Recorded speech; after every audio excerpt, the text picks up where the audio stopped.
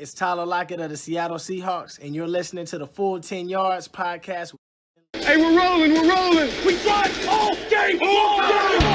Stay tuned, man. We got something special for y'all today. You're listening to the Full 10 Yards podcast. To the 10, right to the 5, scooting in for the score. Touchdown. Yes, welcome in, one and all. It's been a while since we've done one of these, fellas, but something slightly significant happened this past weekend, so it only feels right that we get back behind the microphones and discuss all things happening in the world of the NFL as we react to the NFL draft that took place this weekend. Pretty full house in the huddle, as you can see, for those of you watching along on the screen. Kieran, welcome you in, buddy. How you doing, matey? Yeah, we'll get into that. We'll get into that, fellas. Have you recovered? Look, it was a tough draft night for me. Probably tough for you having to watch and listen to that as well. But we're back. I feel alive. Good man. Loved your coverage, mate, on Thursday night. It was, inspirational at 20 past 4 in the morning UK time. Let's put it that way. We will get onto it, as you say, there, mate, because I'm sure there's a certain pick that you might want to debate a little bit later on. Yeah, Steve-O, welcome in, mate. Sending that to Mac Jones. You all right, Steve-O? How you doing, buddy? Yeah, good, mate. Good. I'm sort of glad that the draft's done. Like, we stopped reading mock drafts and stopped reading about where people are going to go, and now we can see where none of the mock drafts were right because they never are. And Zach Ertz is still an Eagle somehow in our weekly tracker. Zach Ertz is still an Eagle. So yeah, I'm doing well, mate. Good stuff. And my good friend, Mr. Henwood, Josh, how you doing, buddy? Got your wish on draft night? Yeah, just about. Maybe not the first time around, but a second bite of the apple. More than happy with that. And I feel like I still haven't caught up on the sleep element, but I'm sure that by about Friday I'll be ready to go for the sleep deprivation all over again. Yeah. It's amazing how much better it feels to watch the draft on Saturday afternoon, doesn't it? I'm not sure the wife appreciated it at 5 o'clock on Saturday afternoon, but certainly a much better time for us UK fans, isn't it? Let's get into it then, fellas. We're going to go through a few bits and pieces. We're going to look at who we think had some of the best drafts, some of the worst drafts, who potentially was the biggest steal or the biggest reaches in the drafts. We'll get you caught up with any news that's been happening since we've been on the airwaves. Obviously, Tim and the college boys have been here in various different forms in terms of betting, in terms of plenty of insight from the college lads. So you've not been without your full 10 yards fix, but like I said, it's been a while since we've been behind the mics reacting to it. So let's get into it straight away then, fellas, first and foremost, in terms of who had the best drafts. Often a lot of people say, don't look at it until a few years down the line. We're not in that business though, fellas. We want some instant reaction. We want to put some praise on some teams. So, Steve, let's start with you, mate. Who for you had the best draft weekend? I think straight off the bat, it's your Cleveland Browns. The weapons that they added on defense really made what is already a good defense even better. Getting Greg Newsome at cornerback is a great pickup, especially at 26. I didn't know if he'd fall that far. To add to an already great secondary, and then getting more talent along the line at both offensive tackle and defensive tackle as well, with some good later round pickups. I really like Cleveland's draft.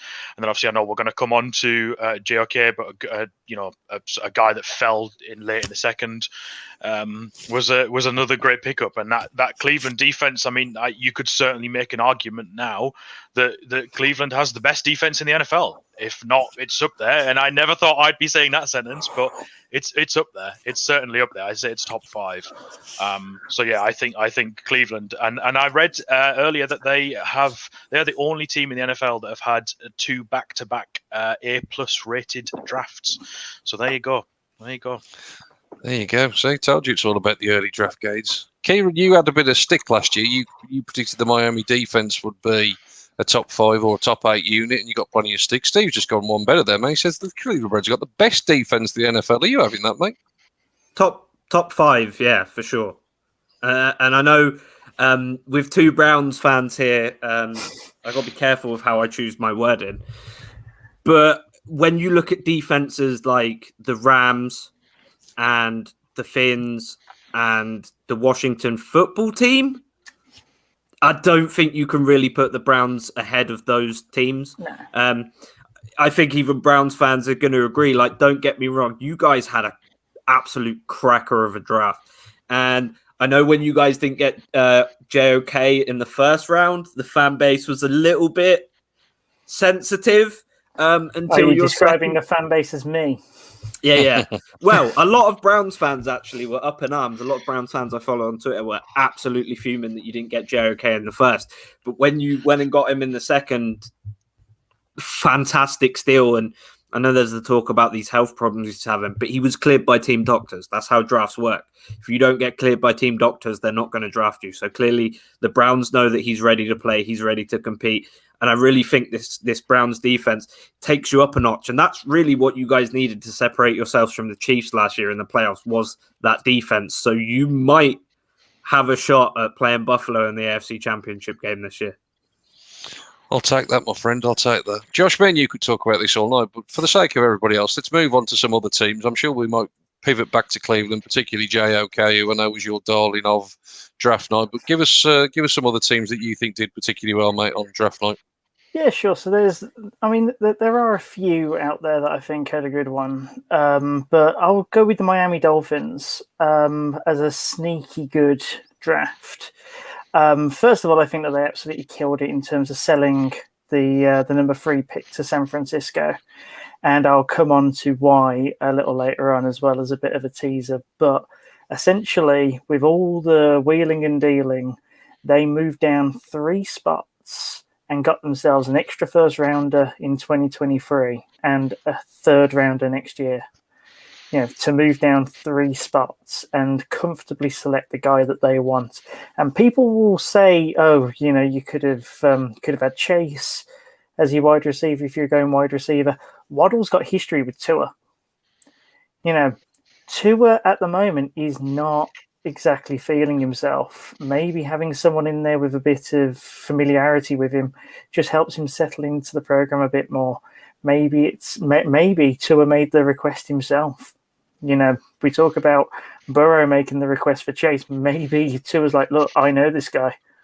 You know, let's build something around me, for God's sake." And then Jalen Phillips is the edge.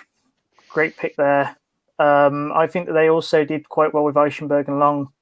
Just great picks that fit their scheme and sets the table, because let's face it, the AFC East could be wide open. It really could be. You know, we talk about the Bills being a cut above, and I think they are at the moment, but Finns aren't a million miles away. Yeah, no, absolutely, mate. I think, like you say, particularly in that trade, they've come out of it smelling very rosy indeed from that. A little bit of probably a surprise to them. I think they probably were banking on one of Pitts or Chase being available, but obviously the Falcons stood still and ended up taking Kyle Pitts, and obviously that led to the choice for the Bengals, which I'm sure we'll come on to. I think that's one that's divided some opinion whether the Bengals went right or wrong with their selection. We'll get onto that in a minute. Just for me, just to round off the conversation, I think the Chargers knocked it out of the park for me. I think they had a really good draft, picking up Rashawn Slater, who for some people was the top tackle on the board. Certainly should be some good protection for Justin Herbert to then come back in the second round and take one of the top-rated corners in Asante Samuel. And again, they've had a lot of love from draft experts around the places, consensus, good reports on their drafts. And Kieran, just from you, I think we talked previously, I think you said Chicago as well was one that for you was a good draft all as well, wasn't it, mate? Yeah, Bears smashed it. I mean, they got Justin Fields, who... look, you got who they got competing in there, Andy Dalton and someone else. You can tell by just their Instagram feed that they've not had a franchise quarterback in their entire history. They're very, very excited about this pick. It's a great pick. And then they got Tevin Jenkins, who was a guy that I thought the Bengals should really go after to bolster that offensive line. They obviously went a different way. But yeah, and then later rounds, they got Larry Borum, who's another guard / tackle, however you want to move him. He is versatile. They got Khalil Herbert, great running back, who you're going to pair with Montgomery or somebody Just take a little bit. It's load management more than it is getting a new round back. Daz Newsome, he might not dazzle, but he's going to be a fairly adept receiver in the NFL. And then later on, they got cornerback Thomas Graham Jr. out of Oregon, who he's not even in the book. So I'm just going to say I didn't watch much film on him. And then BYU nose tackle Kairos Tonga, who, BYU, besides Zach Wilson, didn't really have a lot of eyes on them. So you are going to find like gems like that. They did have a great season, and the Bears just smashed it. They were a playoff team last year with Mitch Trubisky and Nick Foles. And they still made the playoffs. Now, I'm not trying to rip on Nick Foles. We know probably Steve's favorite player, given that there's a statue of him outside their ground. But they were making it to the playoffs behind a great defense and an offense that was kind of just there. But yeah, they smashed it. And with a guy like Justin Fields, I hope he doesn't start day one. But if Nagy and Pace are trying to save their jobs, he probably will. But I just hope that they develop him right. Let Andy start. Andy's seen a lot in the NFL. He's been to the playoffs 5 different times. So I think if they can just manage this kid right, he's going to be something very, very special. And you'll have to clip that because I do not talk about Ohio State players like that very often. No, it certainly was a good draft, wasn't it, for the Bears? Let's talk then, fellas, a couple of things. We've already touched on them a little bit because we're going to get on to the opposite side of the coin in terms of who we think didn't particularly do well. There's a couple of teams that potentially sort of sit on the fence. Some people that you speak to think what a good selection it was. Other people think, why on earth did they go in that route? So let's talk about the Bengals. That was essentially the choice they were facing to everybody on draft night, wasn't it? Did they go with the weapon for Joe Burrow in his old college teammate Jamar Chase? Obviously had fantastic production in 2019. Obviously sat out last year, but still, did more than enough in 2019 to convince people he should be the first wide receiver off the board in this draft class. Or there was obviously the tackle out of Oregon in Penei Sewell, who, again, many people have got him down as being a surefire prospect and certainly should have been the first tackle off the board. He ultimately was the first tackle off the board, but obviously a few picks later. So put yourselves, fellas, in the Bengals draft room, and which way would you have gone on it? Steve, let's start with you.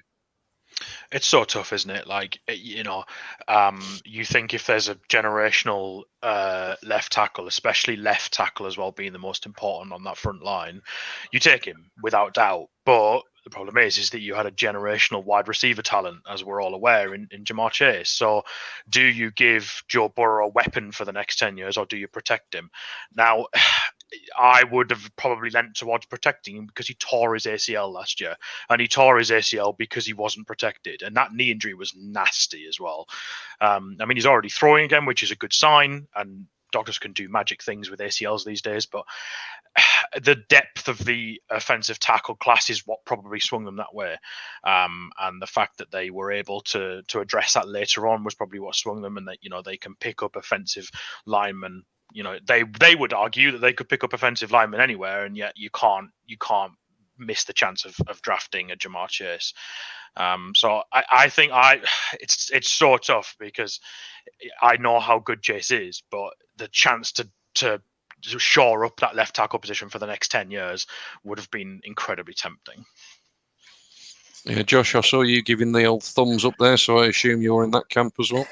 I'm going to let Kieran talk first as the guy defending the pick, and then I'm going to drop in, I think. I Go think on then, that's how I'm Kieran. going to play it.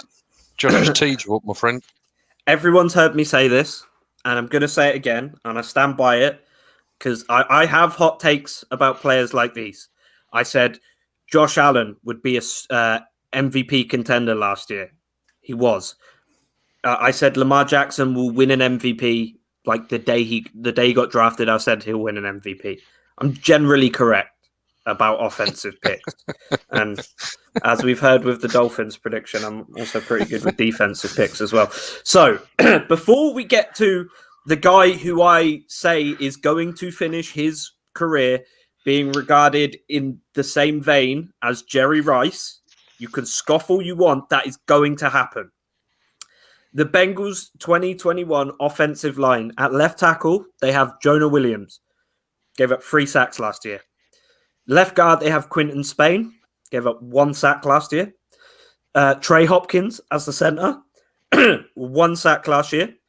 They have right guard Jackson Carman. He obviously didn't play in the NFL last year. He is a rookie, but only gave up 2 sacks last year. The last year he played at college as well. And at right tackle, they have Riley Reif. So a lot of people said they wanted Penei Sewell to protect Joe Burrow. Just giving you a list of some very, very good offensive linemen, some very, very good offensive line stats. Here's the thing, though. 32% of Joe Burrow's sacks last year were coverage sacks. So if you need something to keep him getting sacked, you have what is a very upgraded offensive line now.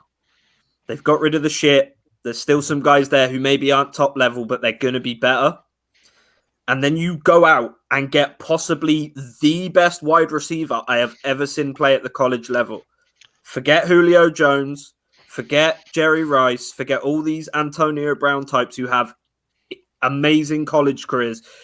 Jamar Chase is, bar none, the most impressive player I've ever seen. He is just... How good was Justin Jefferson last year, guys? Superb. Yeah, Right, double that. He is twice, if not 3 times as better than Justin Jefferson. He absolutely destroyed Justin Jefferson on the field at LSU. This kid is special. And for a guy like Penei Sewell, who I'm not going to stick generational on it, like, yeah, he's an incredible raw prospect and he's got great power and physicality, but the technique isn't there. Right now, he's just a mauler. He's going to need time to develop. Now, Joe and Jamar have this incredible chemistry. They had a record-breaking season together. Joe threw 60 touchdown passes. Jamar caught 25 of them. Do you want that inbuilt chemistry that is going to instantly light up defenses in the NFL? Or do you want a guy who's probably going to take a year to develop into, like, fit his body a little bit better and harness that raw power? I know which one I'd take because the Bengals O-line coach is a bag of shit. So I would much rather take Jamar Chase. It's a lot safer pick, and you're never going to see a wide receiver like this again in the NFL. I can promise you. There you go, Josh. Beat that, my friend. I'd rather protect Joe Burrow.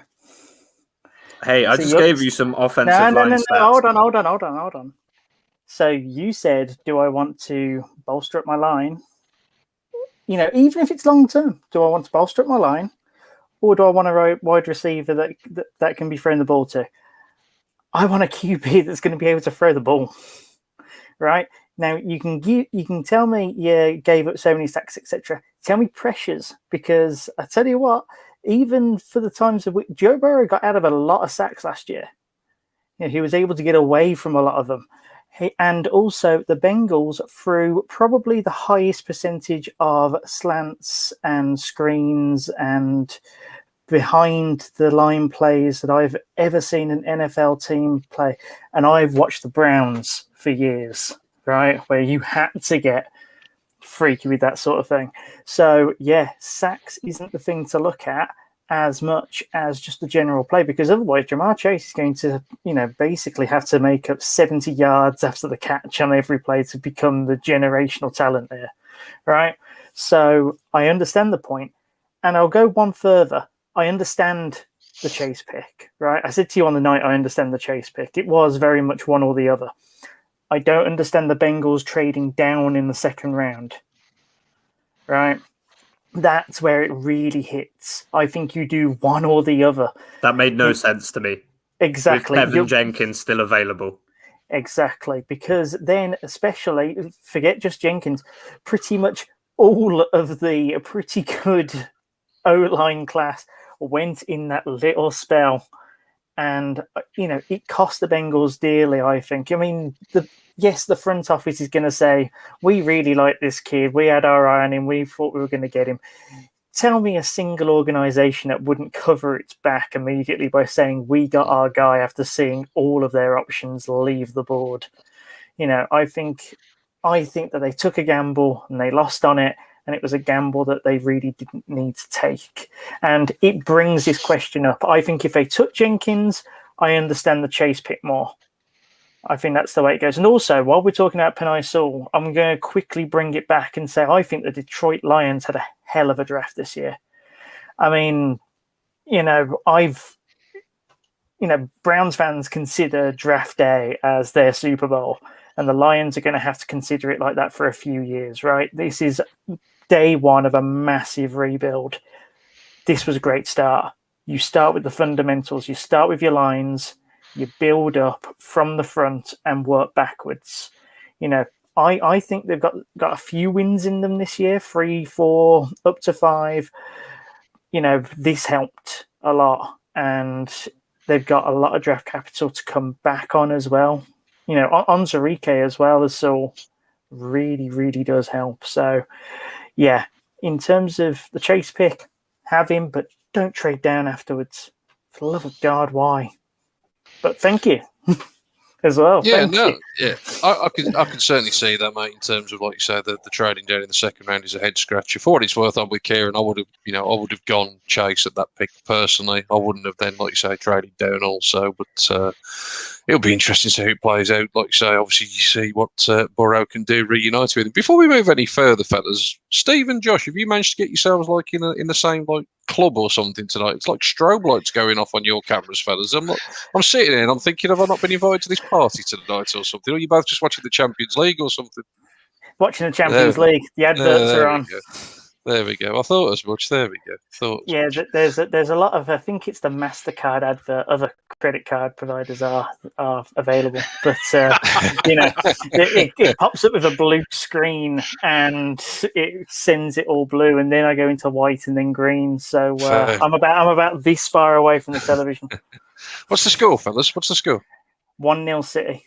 Oh, there you go. Looks like City marching on. Let's turn it back to NFL, fellas. No one wants to talk soccer. Let's talk some NFL. Steve, were you a little bit surprised that the Eagles traded up in the division to ultimately go and get Devonta Smith?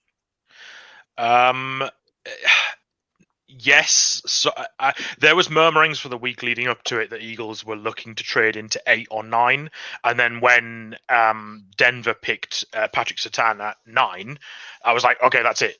We're going to have to wait and see what Dallas does, and we're going to have to wait and see what New York does. And I knew that New York would take a wide receiver because New York loves wide receivers. They don't apparently love quarterbacks, but they love wide receivers. So I was sort of thinking, and then when it popped up straight away, because as soon as the pick was in from Denver, the NFL Network team were like, Dallas has traded out. And I was like, I wonder who's traded in. And it was like the Eagles. I was like, what? Like, Dallas has traded with Philadelphia. That's what? And then I realized, like, if you unpack it, actually it makes sense. Like, Dallas doesn't want to face Devonta Smith on a New York side that's almost there, you could argue, or is certainly in a much better place than Philadelphia is. And they'd rather give Devonta Smith to Philadelphia and then also pick up a 3rd-round pick in the process. So what I do like is how Howie Roseman, the Philly GM, managed to wheel and deal his way to still picking up Devonta Smith, who is the Heisman winner and is an incredible wide receiver prospect. And some people had him top of their wide receiver board. Some people had him second. Some people had him third. Either way, he won the Heisman as a wide receiver. That hasn't been done since 1995. Like, he's a special kid.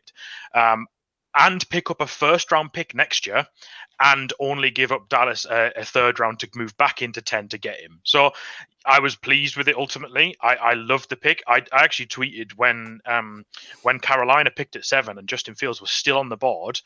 When Carolina picked 8 and Justin Fields was still on the board, I sort of tweeted out, like, surely the Eagles have got to consider him. If he falls to 12, they have to consider him because, the jury is very much out on Jalen Hurts. Is Justin Fields an upgrade on Jalen Hurts? Almost certainly. But then we traded up and picked Devonta Smith, and instantly I was like, yeah, do you know what? I love the pick. Absolutely love it. Instantly upgrades our wide receiver room, instantly makes us better. And, and it's going to be exciting to actually watch a really good wide receiver in Philly, which I probably haven't seen since the Super Bowl, So yeah, super excited for that. Yeah, I hope he pans out, mate. I've just picked him up in the full 10 yards dynasty draft, so I hope he pans out for my sake, if nothing else. Let's move on then, fellas. Middle of the first round is probably when some of the more questionable picks started coming in. So we'll start with pick 15. It seems the logical place to start, Kieran, because I'm not sure if you are over it or not yet. I'll say it was a strange pick. I don't think it personally was a strange pick. A lot of the talk leading up to the draft was obviously that Mac Jones was going to go as high as 3. So I suppose if you look at it from that perspective, a quarterback that many people had talked about going number 3 overall ends up going 15. You could argue, well, that's a pretty good deal then for the Patriots. I appreciate you're not obviously a massive fan of him personally, but now you've had a few days to obviously let it digest. Are you over it yet?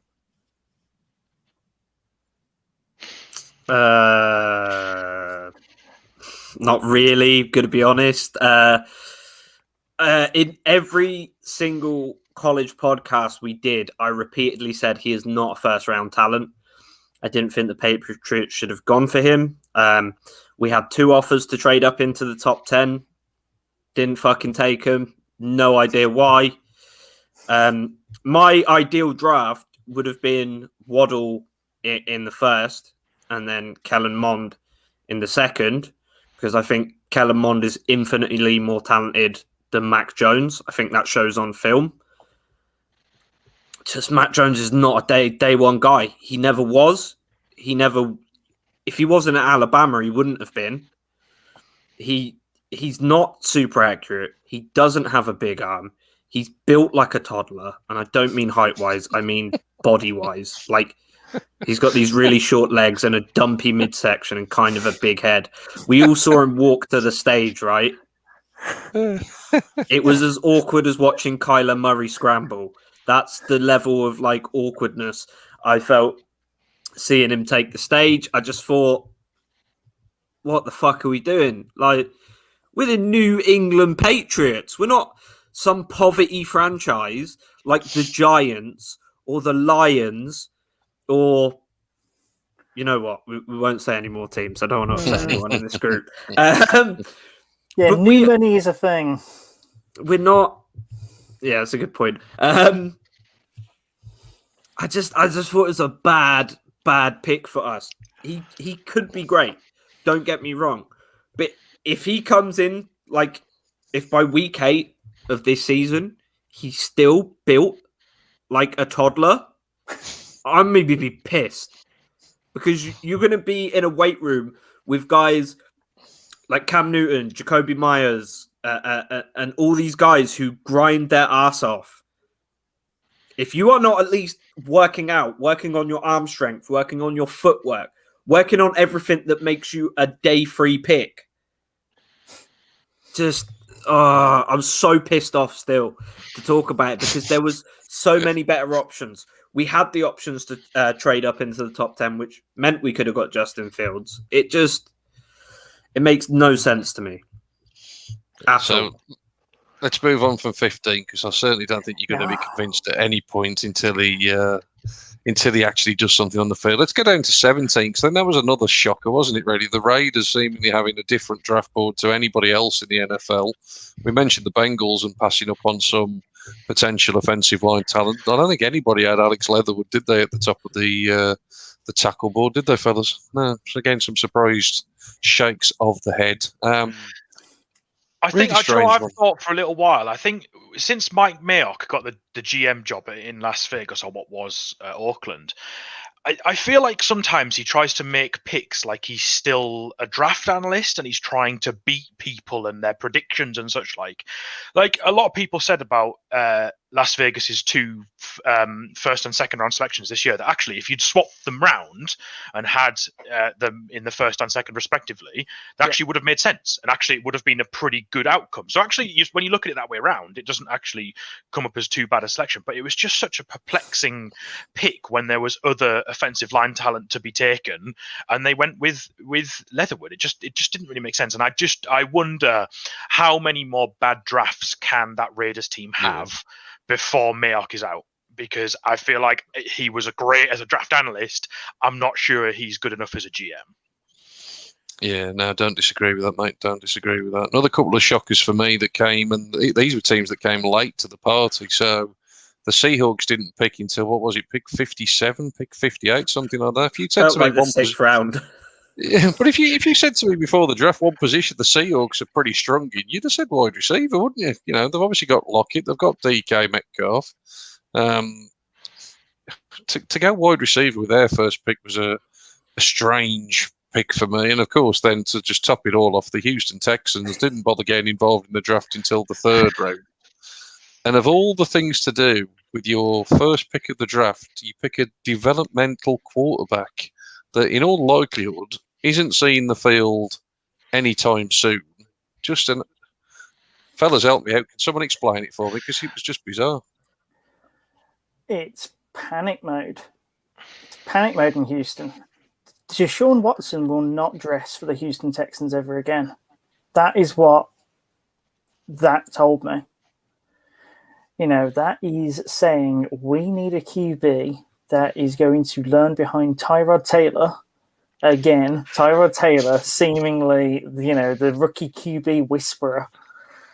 You know, he'll play for 4 games, do okay, and then there'll be calls for the... Exactly, yeah. You know, there'll be something new this time, a severed toe or something. And then on will come this day 2 prospect who will be deers in the headlights because he's up against the Indianapolis Colts or something stupid in week 5. And it will be the beginning of a very long, deep slide for the Texans. I don't see... I mean, I've updated the power rankings after the draft. Houston are now dead last. They have somehow picked the Lions for last. And it's all because I don't see how on earth they arrest this slide. Because Watson's not dressing again, and they're addressing the QB situation with this, and it's because they've got no capital. Davis Mills is a good QB. I just want to say that. He's very good. Listen, look, and obviously best of luck to the kid. You know, we all want him to do well, but it was just a strange choice, wasn't it? I think it was a bit of panic because there was a run on those kind of quarterbacks. We had Kyle Trask, we had, was it Kellen Mond that went as well, I think, around that stage. You know, so whether that sort of forced their hand and they thought, oh, we better get in here before the opportunity goes, or what, I don't know. Just a really strange selection. Yeah, I think that it's not so much the case of how good he is. I think it's the optics around it. Because with that, because we had to wait. What pick was he again? 80s or something like that. Was it like 67? He was like 67. Round first 3. pick of the third round. You know, Houston Texans fans could sleep for a whole night before going to selection. Then they could probably take a nap and then wake up before they actually got to their selection. And then you get hit with the realization that Watson's not coming back. And, oh, by the way, we're not going to try and do it via trade. We're going to bring up this guy to come in. You know, it's just sobering, if nothing else. But that being said, I think Davis Mills is, given the limited sample size of both quarterbacks, I like him as a pro prospect more than Trey Lance. I think as a quarterback, like, don't get me wrong, Trey Lance, phenomenal athlete, but he's not a good quarterback. Davis Mills is an average athlete, but he's a very good quarterback. From the limited sample size we've seen from both quarterbacks, David Mills is just a more complete quarterback. Not a good athlete, but he's a more complete quarterback so far. But do you want him going to a situation like the Texans in week 5 of this coming season? Is what it is. Dude's a millionaire now. You know what I mean? Like it's probably going to be tumultuous, and he's going to have a bad time. But I'll tell you what. While we're on the subject of reaches and that sort of thing, can I bring it back to Trey Lance? San Francisco busted out. My God, how on earth do you give up that kind of draft capital to draft Lance? I don't get it. They could have got him at because their GM 12. chokes their coach chokes everything, even drafts apparently. Well, he's choking on something because he gave up the farm and the ranch and the desert and everything else you want to throw in there for a developmental QB. Yeah. You know, he wasn't even top 3 of the QBs available. I thought he was a second round guy. It's a strange one, isn't it? Because they basically said they hope Jimmy G starts all year, and you just think you wouldn't give up that amount of capital if that was the genuine plan, would you? So let's move on, fellas, because I think part of the reason potentially, Josh, that you said there that potentially guys like Trey Lance, we've mentioned Mac Jones, guys potentially overdrafted a little bit. There was obviously some quality wide receivers. There was a good run on wide receivers in the first round in particular. So we had a little chat before we came in. We picked out a few of our steals of the draft, and we've already talked a little bit about. I'm just going to call him JOK. I know as a Browns fan, I'm going to have to get used to pronouncing it properly, but we'll just call him JOK. The nickname is Woo, apparently. Fair enough. That's what I can manage. That I can manage Woo, so we'll call him Woo. Steve liked Azeez Ojulari, sorry, and then Trevon Moehrig was the other one that we called out there. So all three of those guys, fellas, is it any surprise on the defensive side of the ball? Steve, we've talked about JOK or Woo for a little bit, so let's pick up the guy that you picked out there, Ojulari. Good pick there for the Giants in the second round, wasn't it? Yeah, I think they were surprised he was still there. There was sort of 4 or 5 sort of slated first round pass rush guys, but it's interesting to note that this draft there wasn't like a standout guy. There wasn't like a Chase Young. There wasn't that guy that was going to go 1 or 2 or 3. Like there wasn't the options. That's interesting. Usually, when you've got a high pick, like in the first 5 picks, there's usually a defensive end that you can go to as like a backup. We'll short up the pass rush. It's never a bad idea to take a good pass rusher, but there wasn't any of those. And Ojulari was high on a few analyst boards, and some people even had him number 1. And you think he's going to go sort of. Usually that means sort of maybe 20, 21, 22 around that sort of place, and he was still on the board at 50. That's a steal and a half. And there was a lot of defensive ends that went before him, and I know that there's not really too much between them. That a lot of people would suggest that perhaps he could have gone to one of the teams that picked a defensive end in the first round. But yeah, I think it's certainly good value for New York in a position that they needed to address, and I'm not looking forward to that as a rival. Yeah, he was number 1 in the full 10 yards draft guide, I believe, in terms of the edge defenders as well. That's where the boys had him ranked for us. Yeah, full10yards.com/shop. Indeed. Good plug there, my friend. Well done. Kieran, I'm going to come to you to talk about Woo or JOK, because I know we've obviously heard Josh and his superlatives for the guy. He was obviously Josh's number 1 target. Andrew Berry didn't just put one set of shades on, he doubled up and got him on day 2. That's how cool he was in the draft room. But all joking aside, let's take the sort of hype out of it. What's he actually going to bring on the field for the Browns, do you think? You know what they call him Woo, don't you? Because when you see him make a tackle, you go, woo. Go on, yeah.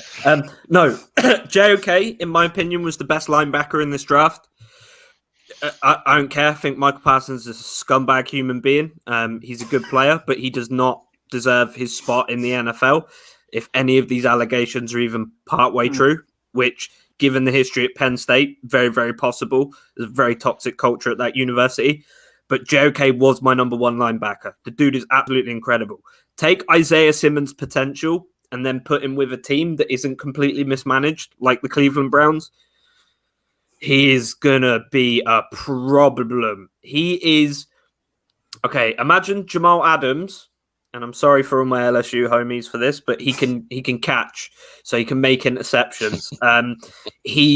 Brown's got an absolute steal in day 2. I know there's the health concerns, but like we said at the beginning, he got cleared by doctors, so clearly he's okay to draft, and they see... Look, the Cleveland Browns aren't the dysfunctional shit show they were just 2 years ago. The Cleveland Browns are at this point, a very well-managed football team. It's a very well-oiled machine. Kevin Stefanski changed the entire outlook of that franchise. You went from the best on paper to the biggest underachievers to a team that had their expectations tempered and then went, beat the shit out of the Steelers and then went toe-to-toe with the Chiefs in a very, very close game. So the Cleveland Browns definitely looking to be one of the top teams. Now you put him in a system where it isn't mismanaged by some prima donna head coach who got his gig in the NFL after like a 5-7 season with Texas Tech. You've got a legit NFL head coach who knows what he's doing. He knows how to manage his players, and he isn't all hype. Cleveland Browns got an absolute steal, and he is going to be a massive problem. Which, like I said, Isaiah Simmons potential, but he went to Cliff Kingsbury. Guy doesn't know his ass from a hole in the ground. So now with competent coaching staff, JOK is going to be. You guys got to steal. So all I'm going to say, he's going to be looking at Defensive Rookie of the Year. I'll take that, my friend. I'll take that. I'm just looking forward to see somebody that can actually run with Lamar Jackson. That's all I care about. Just want somebody that can run side to side with Lamar Jackson. If they just rolled him out for those 2 games a year, I just wanted someone that could plug the gaps against Lamar Jackson, because it's all he bloody does against us. and then we throw everything against the run, and then he just throws over the top to the wide open tight end. It's just written every flipping. No, I'm not getting into it. He is good at that, though. Jeremiah Owusu-Koramoah, when you watch him play, he plays with such speed and such ferocity. But you watch when an offensive line takes their protection, and then he come in and he seals gaps so quickly. And he's also very intuitive and has a great football IQ. If you go through and just watch tape on him, you will see before offensive linemen can even come up and seal gaps to create blocking lanes, he's in there. And Lamar Jackson is going to be getting roasted. But also, when he's throwing slants to like Hollywood Brown, since that's apparently all that team can do in the passing game, he's going to snag picks. It's just going to happen over the course of the year. He's going to have 3 or 4 picks for you over the course of his rookie season. That's just going to be a constant with him. But like I said, Lamar Jackson is in trouble because this guy is fast, he's athletic, and he's going to seal gaps quicker than their linemen can. He's just a physical specimen. Roll on September. Kieran's getting me all excited. Roll on September. Can't wait. The last steal, Josh just threw it back up on the screen. Trevor Moehrig. Many people's first safety on the board. I think a lot of people, again, probably had a late first-round grade on him. Obviously, another guy that drops into the second, so you were quite impressed with that as a snag. Yeah, it was one of the top ones, just from boards to picks. I think that Steve put it quite eloquently, actually, that Mike Mayock actually had a pretty good couple of rounds. It's just that he went about it the completely wrong way. So there is method to the madness, and I think that enigmatic is what we'll call it. I mean, that's Mike Mayock in a nutshell, so why wouldn't his draft picks be that way? And also, it means that you actually pay the better player less money. So, maybe that works out in the long term somehow. Maybe that's something which is going through their head. In any case, there is no way that he should have fallen to the middle of the second round. I think teams are either feeling like they're set on defense this year, or simply the fact that they found that it's becoming a more offensive league. Maybe they're starting to disregard the need for defense more, because like you've already pointed out, all of these steals are on the defensive side of the ball, and that there's that can only really be down to culture. I refuse to believe it's down to a few mishaps. I would say on the JOK one, though, it's definitely a case of fit. All anyone was talking about was the fact that no one knows how to put JOK into their system. Surely now you've got to start thinking of different defensive systems if you're going to be playing against mobile quarterbacks all the time. And Lamar Jackson, who's a wide receiver. A wide receiver? Is he that good? I'm just throwing in different positions. He's a small tight end. That's the one position he can't play. That's the one where Andrews will always have a paycheck because he always has to have an outlet. That's true. Sorry, fans. Bring it on in September, mate. We'll be cursing when he torches us for 200 yards as he normally does. But there you go. Right, fellas, there's plenty of teams that we could say potentially had some dodgy drafts. We're not going to spend too long on it. I think just in summary, I think we said right at the outset we're going to have to wait, obviously, a few years really before the dust really settles. But I think instantly, a couple that sort of spring to mind. We mentioned the Texans. I think that was just a pretty shocking development with that first round pick, wasn't it? I think everybody sort of thought, well, what a bizarre selection that was. And the Steelers is one that's got some mixed reviews. Obviously picking up Najee Harris, but he's he's not really got a line to run behind. They then didn't address that in the second round, unless you want to credit a tight end with sort of increasing your blocking potential. That was another bit of a strange selection. Thought the Chiefs had a really good weekend. Look, we could go through each team, and what we'll do over the course of the next few weeks is we'll start to look at it division by division, what every team has done across free agency and what they've done across the draft as we build up towards the 2021 NFL season. So let's get you caught up with the sort of news that's been going on. It's pretty much been dominated, as you'd expect, by quarterbacks. Unfortunately, with plenty of stuff off the field. There's the ongoing legal stuff for Deshaun Watson that seems to not be going away anytime soon. Obviously, still adamantly denying any wrongdoing there. We'll see how that one progresses. Good news story from last year, Alex Smith hanging them up. I think probably the right decision. I think we're all in agreement there. A phenomenal achievement for him to actually get back on the field last year, obviously. But he's hung it up and called it a career. I think, like I say, the fact that he even got back on the field is testament to the kind of player that he was. But of course, the big news, fellas, and talk about teams that didn't necessarily have a good draft. The draft for this team probably started 24 hours before the draft, didn't it? And of course, talking about the Green Bay Packers, and obviously all the news really surrounds Aaron Rodgers, who, as we know, by all accounts, very disgruntled in Green Bay. Lots of talk that essentially he's done. Will he even play for Green Bay again? Put his career numbers up on there in terms of regular season, over 51,000 yards passing, 65% completion percentage, 412 touchdowns against just 89 interceptions, which is an absolutely phenomenal record when you think about the amount of pass attempts that he's thrown across his career. Obviously, a QB rating there of 103.9 on his career, so some absolutely unbelievable numbers there. Of course, there's been a lot of talk about his disgruntlement at the fact that he's not been given any help, he's not been given any weapons. You know, there's obviously that famous stat there that he's only ever thrown a pass to one first-round pick in his NFL career. That, of course, being Mercedes Lewis, the backup tight end that they brought in at the back end of his career. So certainly wasn't a number one receiver or anything like that. Of course, what do the Packers do in the draft this time? Go cornerback, then go offensive line. Was it the third round? I think they eventually picked up a wide receiver in Amari Rodgers. But, certainly not near the A. Rodgers to A. Rodgers, certainly not near the top of anybody's draft boards.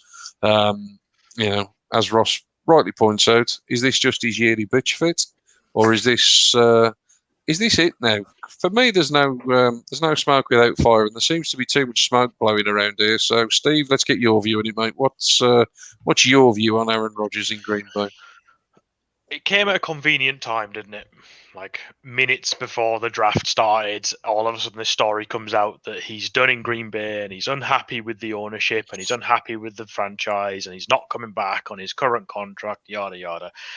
I think it's interesting to look at the numbers. Like if he leaves Green Bay this season, they take a dead cap hit of $38 million plus. Are they going to take that? Highly unlikely. Like if you're the Green Bay Packers, you could just say, no, you're not going anywhere. Like we're not trading you. We're not letting you go. Like, no, you're our player. You're under contract.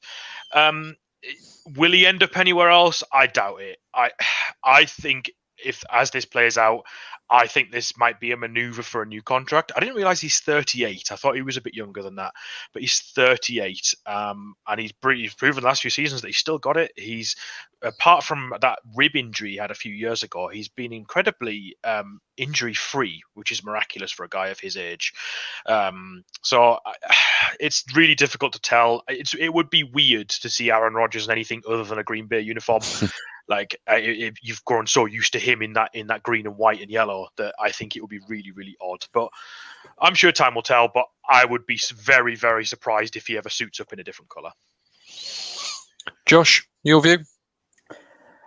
Well, you can definitely see it from both sides. So the Packers have never been an organization that drafts wide receivers very highly because of the fact that they've got a QB that's able to elevate the ones around him. And if you've got a QB that can elevate the receivers and that around you, then, you pay them more and you pay the receivers less, of which means you can build a better team around that way. You go one or the other. There's a reason why Tom Brady gets good receivers because he takes pay cuts. relative to, let's say, Rodgers, for example, and other very highly paid quarterbacks around the league.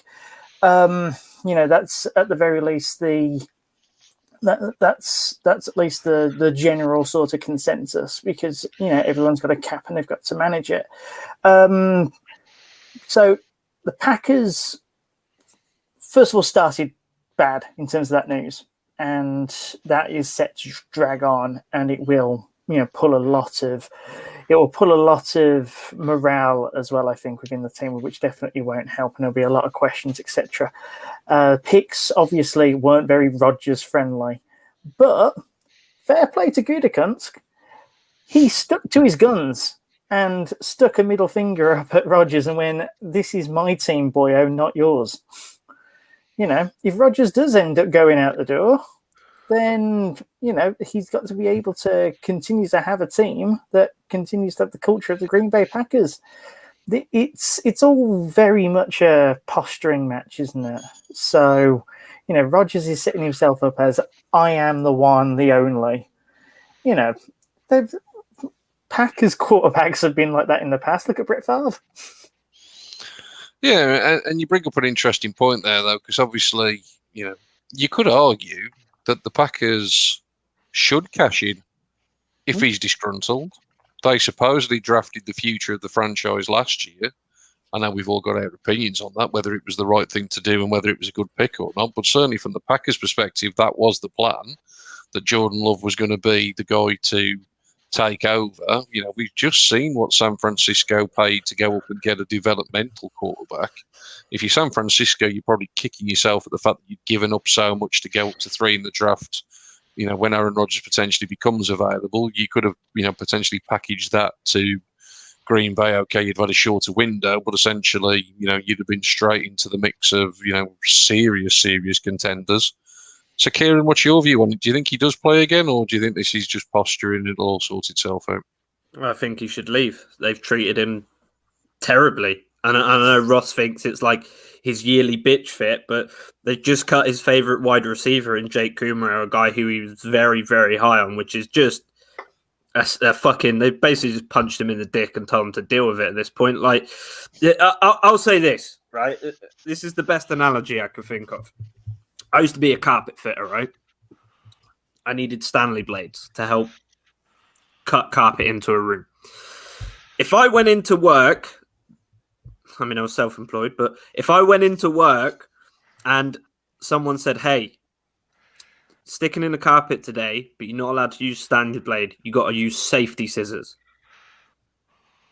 How fucking well am I supposed to cut carpet with safety scissors? If that happened, if I worked for somebody and they said, "Hey, I know these Stanley blades cut carpet really quickly and really clean, and you can fit an entire house in 5 hours, but got to use safety scissors," I would have told you to go fuck yourself.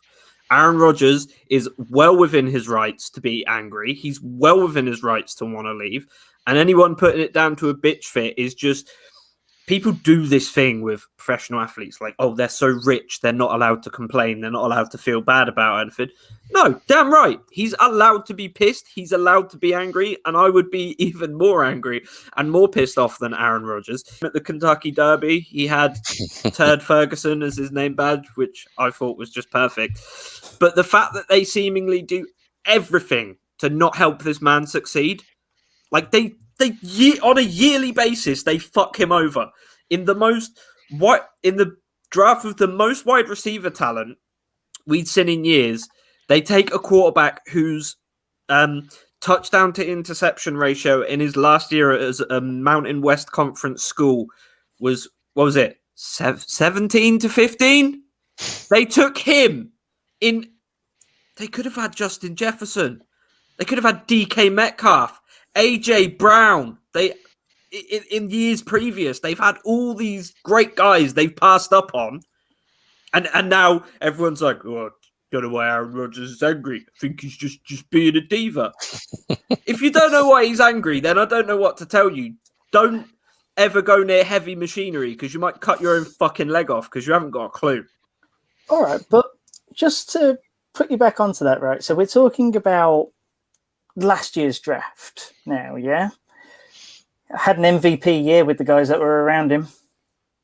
As the GM, you could turn around and just go, nothing wrong with your tools, mate. You use those safety scissors, son. All good. It's going to take me a week to cut carpet with safety scissors, where if I cut a room out with a proper Stanley blade, it's going to take me a few minutes. Well, if you take off a bit of your salary, maybe we can get you some Stanley blades. Yeah, imagine me giving someone a cheaper rate just so I could buy equipment. You've got to be kidding me. Aaron Rodgers needs to get out of there. It's like anyone. Like, if you go into your job and your boss says, hey, work's going to suck for you for the next year because we don't have any proper equipment for you. You're basically just going to have to fucking do it. Do everything yourself. Your equipment's going to be subpar. It's not going to work a lot of the time. But also, we don't want you to leave. You fucking kidding me? I would go get my P45 out of wherever it was hiding in that building, and I would be gone. Aaron Rodgers. A lot of quarterbacks wouldn't have done this. People are like, oh, Brady hit free agency because the Patriots weren't putting weapons around him. Great move, Tom. But then another quarterback does it, and they're like, Aaron Rodgers is a baby. It's ridiculous. You can't have one rule for one quarterback and another rule for another. He's incensed, rightly, and he should go. I don't think there's any benefit to him staying in Green Bay. And clearly, he doesn't give a shit about what people think of him, so he should just leave, go and enjoy his career somewhere elsewhere, because I still think he's got a couple of Super Bowls in him, with a team that isn't, totally fucking mismanaged. If he does go, one word answer, boys. Where do you think he does end up, Kieran? Patriots. Steve? I don't think he's going to go. There's a few teams that would be terrifying with him. Washington springs to mind. Like, put him in that Washington team. Jesus Christ. It also makes you think, would Indianapolis have traded for Carson Wentz had they known that Aaron Rodgers was going to be available? Like, he could have answered that question pretty well. But yeah, I don't think he's going to go. Josh? If he did go, it would be AFC. There's no way that the Packers would put him into an NFC team. Does Houston sell an entire farm to... have they got a farm left? They can make up one. Straight swap to Deshaun Watson for Aaron Rodgers? That is something of which I contemplated. That would be a blockbuster trade as well. And but he wouldn't go for that, though. He needs to go somewhere where he can win. Yeah. Like, he's not... Houston are in a rebuild. They'd be, I know it sounds weird, but they'd be silly to make that, because what's he going to offer them for the next few years? They're not going to win anything. Like, he needs to go somewhere where he can win now. New England. Or Denver. Denver's the one that we haven't talked about, that where he's apparently angling towards. I'll tell you what, if that happens, then the AFC West has 3 legitimate teams to win that division. Chiefs have got to hit the wild card round. Yeah, it will be a hell of a division. I'll tell you what, after all the debates me, Steve and Tim have had on this podcast in recent weeks, if Aaron Rodgers ends up at the Washington football team, I will spend an entire week laughing at Tim. I'll be buzzing. He guaranteed us that Washington were going to move up for a quarterback. He did. Guaranteed. He said the word guarantee. Yeah. He's also had £100 bet with me that the Browns will win less games than the Cowboys. So I'm sorry, did that end up being 100? I remember. That ended up being £100. Conversations, but my goodness. That is now on air, May the 4th. So there you go. May the 4th be with you, Timothy. The Cowboys, I'm sure, will come good. Right, fellas, let's get out of here. Kieran's already plugged it earlier. If you want to know a little bit more about the guys that your team did end up drafting this weekend, you can still get a digital copy of the Full 10 Yards College Guide with 240 plus players in there, so there's every chance that one of the guys that you'd snagged in the later rounds will be covered by the boys in the booklet. Go and pick it up in terms of a digital copy. Well worth it. And of course, as with all things that we do here, Full 10 Yards, investing back into Britball with every purchase that you do indeed make, so go into a good cause as well, so well worth your few pounds. fellas, it's been an absolute pleasure. Like I say, we'll be back next week. We'll probably have a little talk next week about the schedule. It's being released, so we'll probably have a little bit of a chat about that, some of the primetime games that we're looking forward to and all of that stuff. And then we will get into, like I say, some division-by-division breakdowns of who's had a good off-season, who's had a questionable one, and maybe there'll be some developments in the quarterback world as well. But until next time, from me and the boys, it's goodbye from the Full 10 Yards NFL podcast. Remember, all of this is for the game.